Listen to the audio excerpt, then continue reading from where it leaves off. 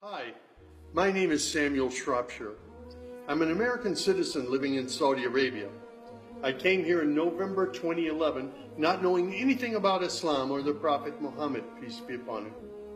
Most of what I had heard was extremely negative.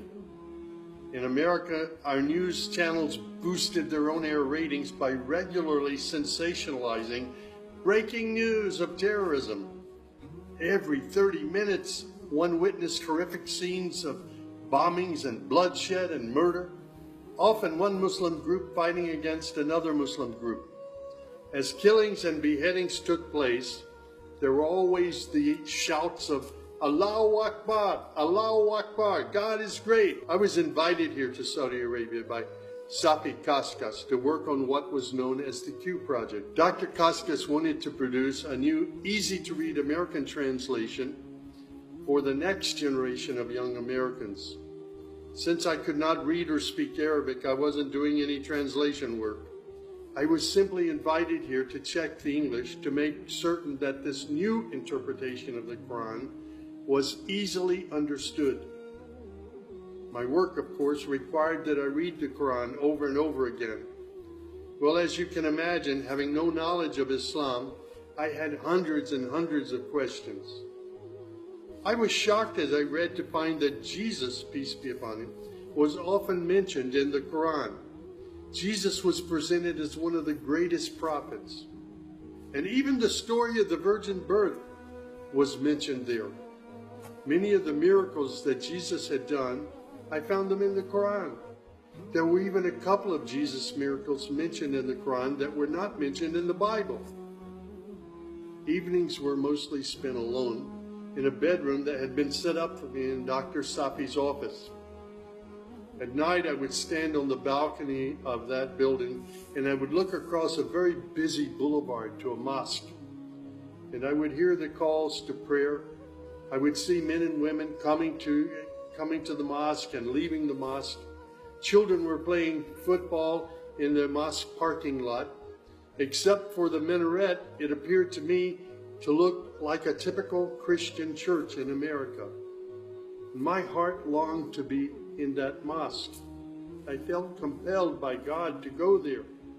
A few months later, I got up the courage to walk down the street and to knock on the door of Taqwa Mosque. Now, nobody knocks on the door of a mosque. Normally, they just open the door and they walk right in. But I was not sure how I'd be received, so I stood there knocking until someone came to the door. That person simply said, "May I help you?" I said, "My name is Samuel. I'm a Christian from the United States. Is it okay if I come inside?" And that man, Shafiq Zubair, who was the caller to prayer, he reached out and he hugged me and he said, "Of course, come in." I sat in the back of the mosque during prayer times for 3 days. I didn't understand what was going on. I saw men standing, bowing, putting their heads to the floor as the Imam led them in prayer. I had little knowledge about what was happening, but I felt God's presence in that mosque. And the men of Taqwa Mosque were so friendly to me. After 3 days, I asked Shafiq if he could teach me the first surah of the Quran, Al-Fatiha. This was a necessary element in praying the 5 daily prayers. I was memorizing sounds, but I didn't know what the sounds meant. So I started comparing them with an English translation I had, and I realized that there was nothing in Al-Fatiha that was inconsistent with Christian teaching. There I read the encouraging words that God was the most merciful, the distributor of mercy and forgiveness. My heart was being strangely touched by the words of the Quran and the love displayed by the men of Taqwa Mosque. Dr. Sadiq Malki would later drive me to the Islamic Education Foundation in Al-Hamra, neighborhood of Jeddah, where I said Al-Shahada. According to Islam, we're all equal. There's none above another. There are scholars, but their role is educational. As for the relationship with God, it's personal, it's direct. The faith itself is simple and clear. It's summed up in just 6 points. There is one true God who is unlike any other being. He is neither born nor does he give birth. He has neither spouse nor offspring. Nothing is comparable to him. He's all-powerful. He knows everything perfectly. He is the most merciful. Secondly, a belief in angels who are indeed the servants of God. They obey God's bidding and they do whatever they're commanded to do. They don't have any free choice. Thirdly, there's a belief in divine revelations. Islam acknowledges that God revealed scriptures including the Torah, the Gospel, the Psalms.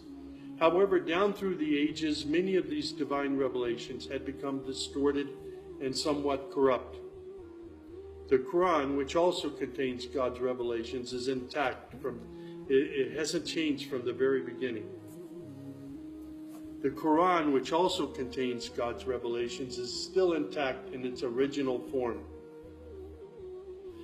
Fourthly, there's a belief that in all earlier prophets and God's messengers, not just Muhammad. They believe in Abraham and Isaac and Moses and Jesus and hundreds of other prophets. They believe that the prophets were the best of mankind. Muslims believe in the last day.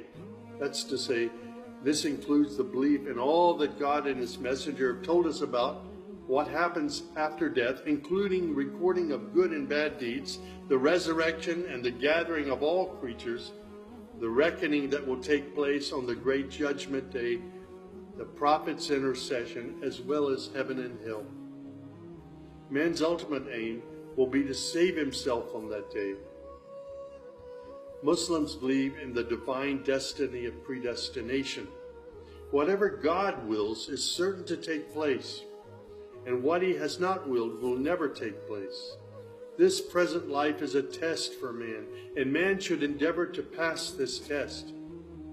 These tenets of faith appeared to me entirely consistent with human nature. And then I asked, how can one become a Muslim? My search showed me that one needs to fulfill 5 specific duties, which are called the pillars of Islam. These are: first, a declaration to believe and to say verbally, I witness that there is no other deity other than God, and that Muhammad, along with all the other prophets, is God's messenger. Prayer is an important part of a Muslim's life. Muslims seek to maintain the 5 daily prayers. These are spread out over the day and night. Thirdly, there's the zakat. 2.5% of one's property is an obligatory charity, provided that one owns more than a certain threshold and holds it for a year. Then there's fasting. Fasting is an important part of the Muslim's life. Muslims fast throughout the month of Ramadan. They do this every year, abstaining from all food, drink, and sex, from dawn till sunset. One must also refrain from futile arguments and quarrels and forbidden things. The month provides a unique spiritual uplift for all Muslims. Then there is the pilgrimage or Hajj. This is performed in Mecca and its surrounding areas. It's a duty to fulfill this pilgrimage once during one's lifetime, provided that one is physically and financially capable of doing so. People often ask me, Sam, how did you become a Muslim? In the church was a library, and in that library were children's books. One of the books my mother got over and over again was called The God of Abraham. In that book were beautiful color photos of camels and deserts. She would read me the story of Abraham, how he was commanded by God to leave his mother and father because they were worshiping idols. She would pause and she would say, Sammy, you always have to pray to the God of Abraham. There is only one true God, the God of Abraham. My commitment to God has been strong and enduring since my younger years. And now I have found absolute peace in Islam, in a faith that I once thought was hostile. I found friendship and hope amongst a fraternity of other Muslim brothers and sisters. I have found a family of believers. Yeah.